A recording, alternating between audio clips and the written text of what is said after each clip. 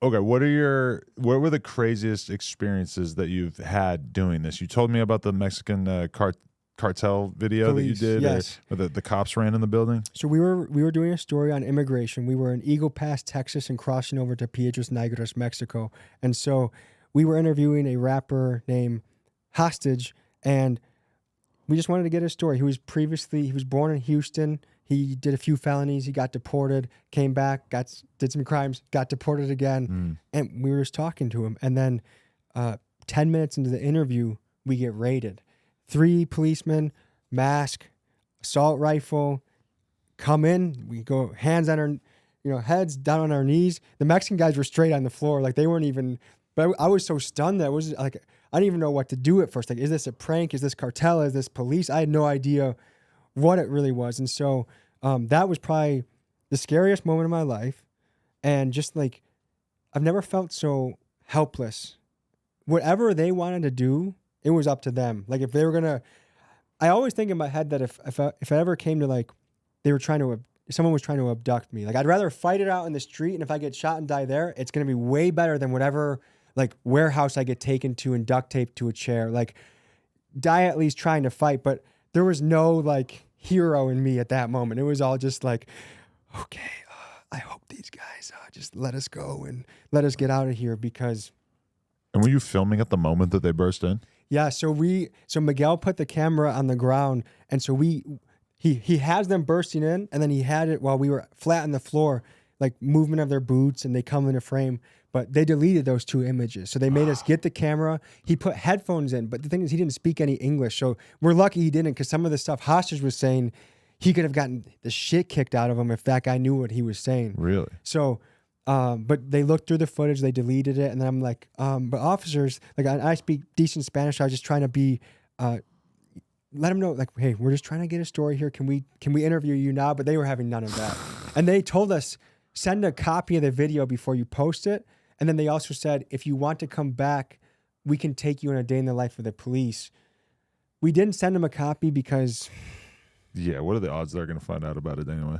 Yeah, and we thought about, like, would we be burning a bridge if we wanted to go back and film with them? But also, dude, it was just so scary. And I think they were actually, honestly, good men. And that's not something you can say about all of the Mexican police. There's definitely some really shady... Really? There's some of those guys are scared more of the police than they are of the cartel. Well, that's what I was going to say is I almost feel like I would feel more comfortable going to Mexico and doing a video with some gangsters than some cops, because I've just heard infinite stories about how gnarly the cops are out there. I think it's like what Hostage said is it's no man's land. So there's plenty of guys that are from the borders of Texas that they go to a nightclub in Mexico on their way back to their car. It's like, here's a little tax. Give me some of your shit. Sometimes you give everything you have except for what you need to cross back over the border. So the fact that, like, I feel like Mexico could be one of the best places on earth. They have beautiful people. They have beautiful land. They have so many natural resources. Everything is so cool, but then they have such a big issue with how power is distributed. Like, it is a very frightening place to be if you're in the wrong spot.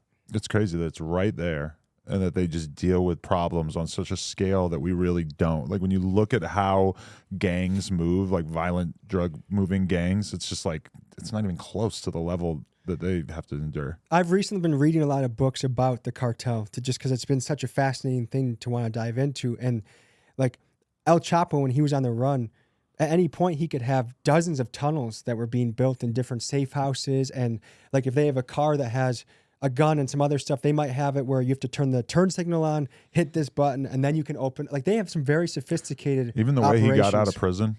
Yeah. He chiseled his way out and like hopped on a motorcycle. And the fact they have so many connections, so many people they can pay off along the way. Yeah. I mean, that's what happened. When you have $1 billion crime empire and no one enforcing you, that's what you do. You ever get pulled over in your car and you're just thinking in your head like, God, I wish I was in Mexico and I could just give this dude like $100 and he'd let me go.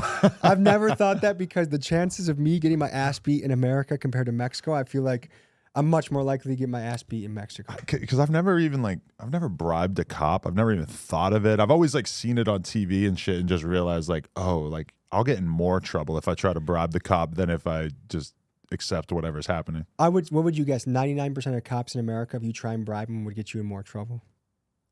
I do feel like that, but I don't know why I feel like that. I don't know why I believe that the cops have good hearts out here. Actually, I also believe that many of them are wearing body cameras and that there's like More accountability. Yeah, but I don't know why. I'm not saying I love the cops in the US, but I am assuming that the vast majority of them wouldn't take a bribe. In America, if you want to get out of shit, it's not about bribing the police. It's about playing the legal system with the lawyers the right way. Yeah. And so every system has a way to exploit it, and people certainly do every day in America. But I think when the police pull you over, slipping them 100 is not going to go as far as it might in Mexico. No. But what if you have like 10 grand? Maybe if he just got divorced, the mortgage is coming up. I mean, I think you have to catch a guy in the right time and right place. But otherwise, oh, that's another charge. Yo, we just hit 400,000 subscribers right here on the Clips channel. So if you want to help us out, click subscribe, get us to 500K. Yeah.